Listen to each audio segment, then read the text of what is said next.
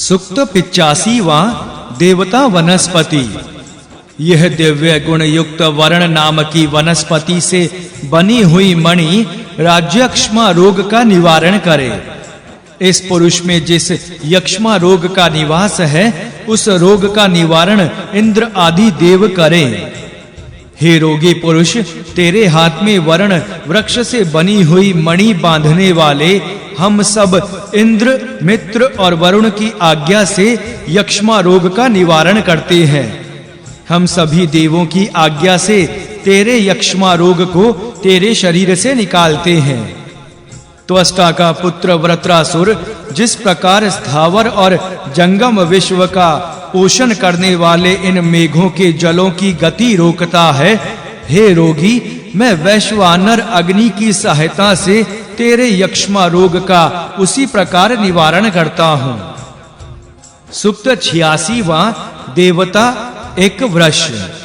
यह पुरुष इंद्र की कृपा से सेचन समर्थ हो, यह धुलोक एवं पृथ्वी लोक में श्रेष्ठ बने। हे श्रेष्ठता के इच्छुक पुरुष, तू संसार के सभी प्राणियों में श्रेष्ठ बन। सागर बहने वाले जलों का स्वामी है, अग्निदेव पृथ्वी के स्वामी हैं, चंद्रमा नक्षत्रों का स्वामी है। तुम सभी प्राणियों में श्रेष्ठ बनो। हे इंद्र, तुम असुरों के स्वामी हो, तुम बैल की ठाट के समान सभी मनुष्यों में उन्नत बनो। हे इंद्र, सभी देव मिलकर तुम्हारे बराबर होते हैं। हे श्रेष्ठता के इच्छुक मनुष्य, तू इंद्र की कृपा से सभी प्राणियों में श्रेष्ठ बन। सुक्त 87वां देवता ध्रुव।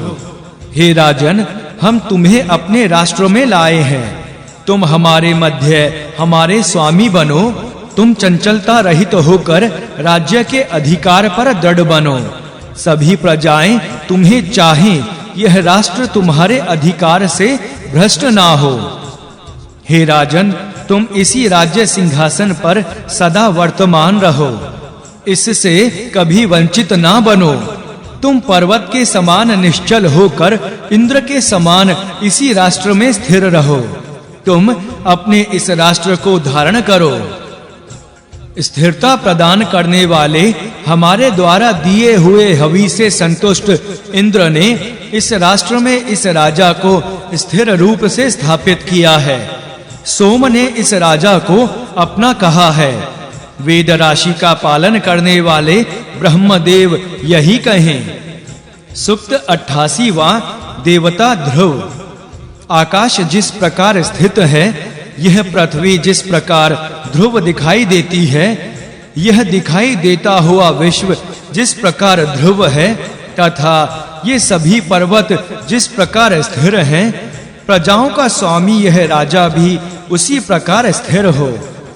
हे राजन, राजा वरुण तुम्हारे राज्य को स्थिर करे। प्रकाश करते हुए बृहस्पति तुम्हारे राष्ट्र को ध्रुव बनाए। इंद्र और अग्नि तुम्हारे राष्ट्र को स्थिर बनाए। हे राजन, तुम इस राष्ट्र में स्थिर और अच्युत रहकर शत्रुओं का विनाश करो, तथा शत्रुओं के समान आचरण करने वाले अन्य जनों को भी अधोमुख गिराओ। सभी दिशाएं सौमनस्य वाली बनकर तुम्हारी सेवा में लगे। तुम्हारा यह आयोजन सभी दिशाओं में तुम्हें स्थिरता प्रदान करने में समर्थ हो। सुक्त 89वां देवता मंत्रों में बताए गए। मुझ प्रेम प्राप्त करने वालों का जो यह शक्ति प्रदान करने वाला शीश है, वह मुझे सोम ने दे दिया है। उनके द्वारा उत्पन्न विशेष स्नेह से मैं तुम्हारे मन को संताप युक्त करता हूं।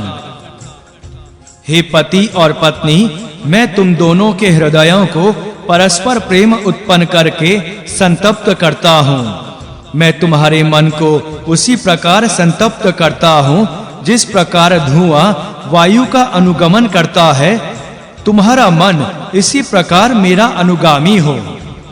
हे पत्नी, मित्र और वरुण देव तुम्हें मुझसे मिलाएं। सरस्वती देवी तुम्हें मुझसे मिलाएं। धरती पर स्थित सभी प्राणी तुम्हें मुझसे मिलाएं। तथा इस भूमि के ऊपर और नीचे के प्रदेश तुम्हें मुझसे मिलाएं। सूक्त 90वां।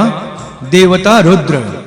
हे रोगी, तेरे हाथ पैर और हृदय आदि अंगों को बेधने के लिए रुद्र देव ने जो बाण अपने धनुष पर चढ़ाकर फेंका है, आज मैं उसका प्रतिकार करने के लिए उस बाण को तुझसे विमुख करने के लिए शरीर से दूर फेंकता हूँ। हे शूल रोगी, तेरे हाथ पैर आदि अंगों में जो सैकड़ों धमनी नाड़ियां स्थित हैं, उनके लिए मैं विष रहित एवं शूलहीन औषधियां बनाता हूँ। हे व्याधि रूप अस्त्र चलाने वाले रुद्र, तुमको नमस्कार है। धनुष पर चढ़े हुए तुम्हारे बाण को नमस्कार है। धनुष से छोड़े जाते हुए तुम्हारे बाण को नमस्कार है। लक्ष्य पर गिरने वाले तुम्हारे बाण को नमस्कार है। सूक्त 91वां। देवता यक्षमा का विनाश। औषधि के रूप में प्रयोग में लाए जाते हुए जौ को 8 बैलों वाले तथा 6 बैलों वाले हल से जोतकर उत्पन्न किया है।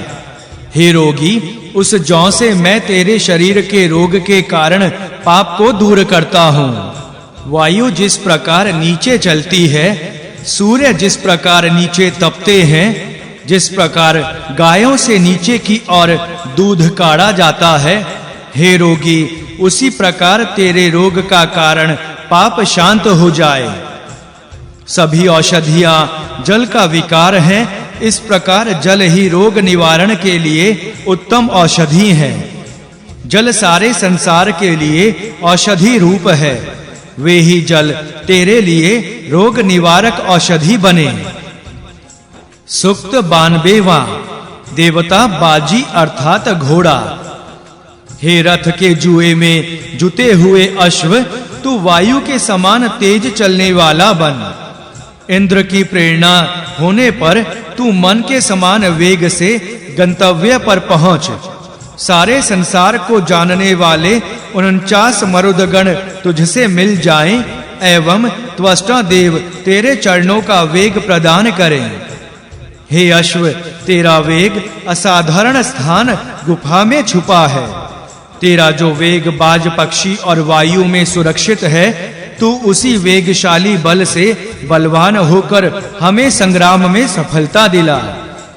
हे वेगवान अश्व, सवार के शरीर को युद्ध भूमि में पहुंचाता हुआ तेरा शरीर हमें धन प्राप्त कराए तथा तुझे सुख पहुंचाता हुआ दौड़े।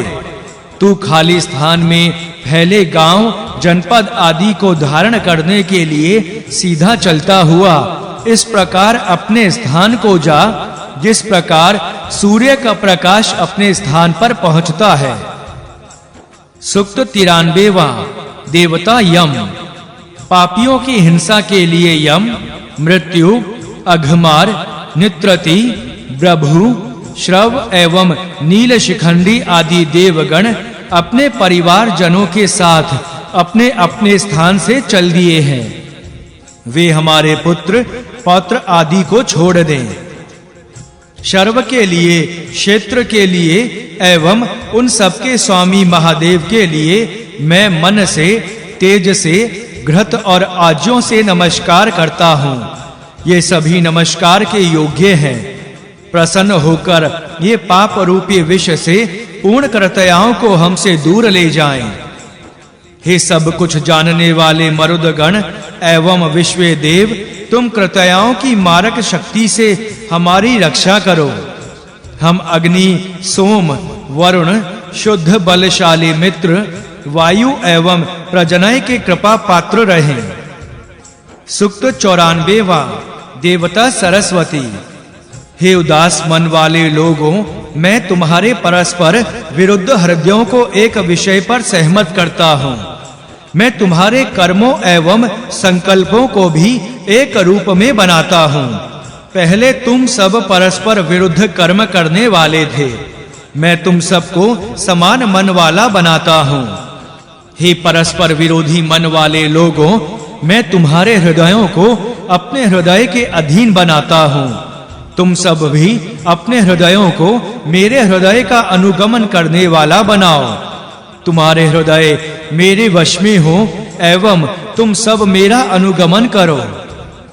धरती और आकाश सदा मेरे सम्मुख और परस्पर संबंध रहे। देवी सरस्वती भी मेरे अभिमुख और अनुकूल रहें। इंद्र और अग्नि मेरे अनुकूल रहें। हे सरस्वती देवी, इस समय हम समृद्ध हों।